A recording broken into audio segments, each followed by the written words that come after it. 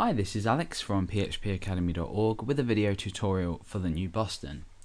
In this video we're going to be using jQuery.now to retrieve a current time so we can match it against an event or a time in the future and display to the user how many days until this particular event. So essentially what we're doing is we're allowing the user, or in the back end of our script in ext.js, we're allowing ourselves or someone else to set a textual representation of a time. We're then going to use jQuery now to return the current time, and we're going to work out the amount of days between now and the event. So we're going a little bit over the top here with regards to what we're creating, but this will demonstrate jQuery now and the use for this quite nicely. So the first thing I want to go ahead and do is create an area on my page that I'm actually going to display the amount of days remaining. So for example, this might say, let's say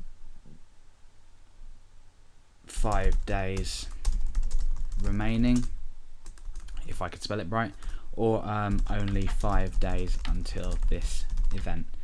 I guess we could say that's what we want it to say, that this is what we want it to display on the page, only 5 days until this event.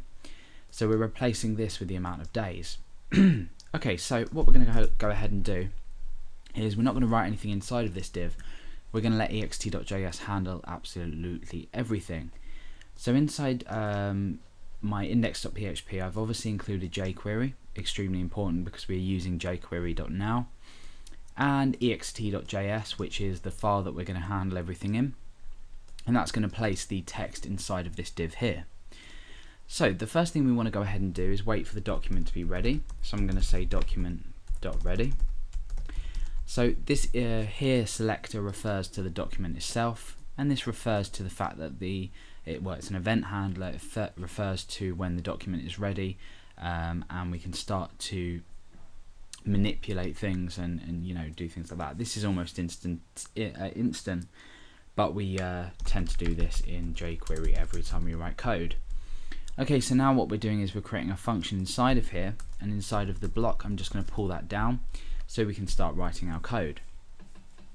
Now the first thing we want to go ahead and do is set a time for our event, and this is going to be a string which we're going to supply. For example, 12th of August 2011.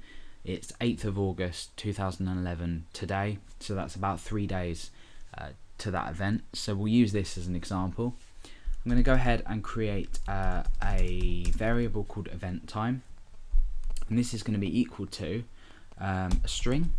So let's just go ahead and say 12th of August 2011.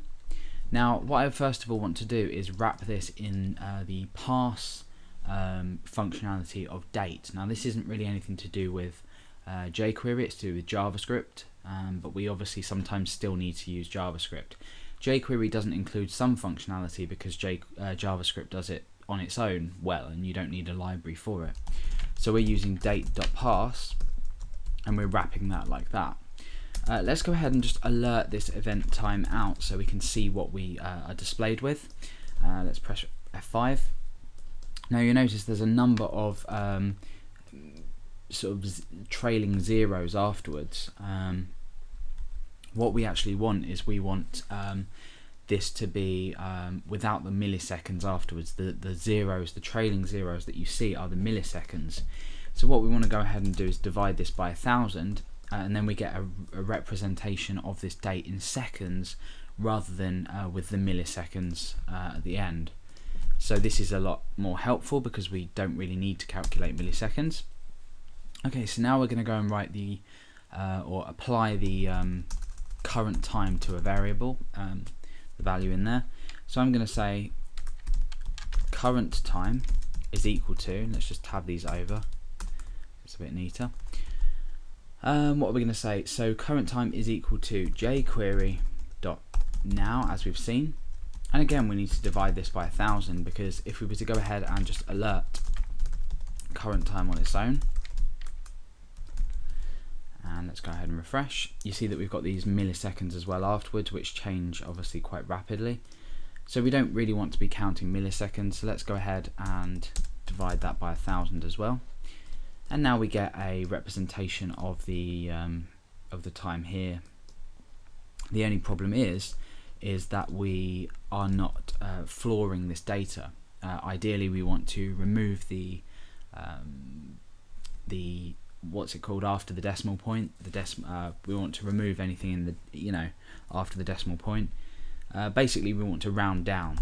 So we want to say math.floor and wrap that in there. And we could do the same for the event time as well. I don't know how it handles this, but we'll leave it for now because it will work fine without.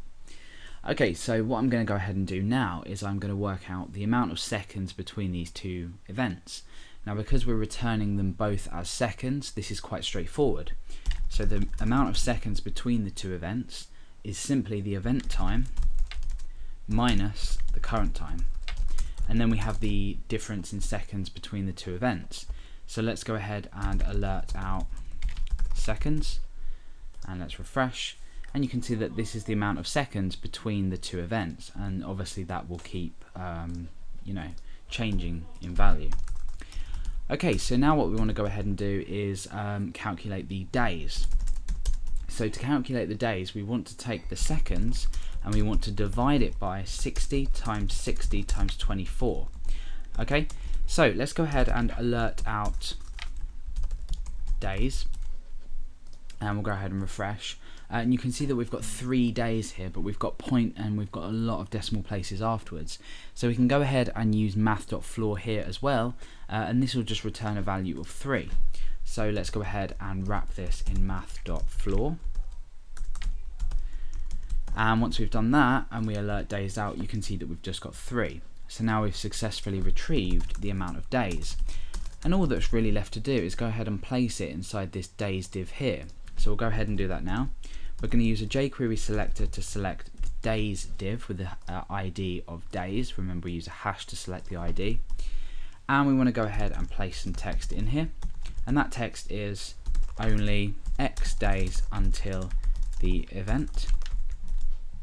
And with X, we'll just go ahead and concatenate on this days variable that we've created here. So now when we refresh, we get only 3 days until the event. Now, obviously, let's go ahead and I'm just going to tidy this up because that's just what I'm like. But we'll go ahead and maybe change this to 20th of August. And when we refresh, you see you've got 11 days until the event. Let's go ahead and change this to 2015. And you'll see we've got only 1,472 days until the event.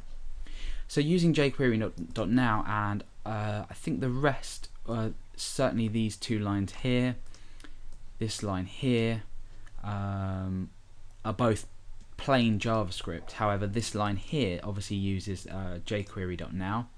I think we can go ahead and use a $ here actually. Let's just check. Yeah, we can. We can use a $ here instead of jQuery. We don't need to use the jQuery notation. Also, this line obviously uses jQuery, but essentially what we've done is used now to grab the current time, floored it, and then worked out the amount of days. So even if you didn't learn too much about the now functionality in jQuery, you've learned how to retrieve an amount of days to an event. So that's about it. We've got only 1,472 days until the event that we specified. Quite an easy piece of code, and also quite effective and useful if you are required to use it at all.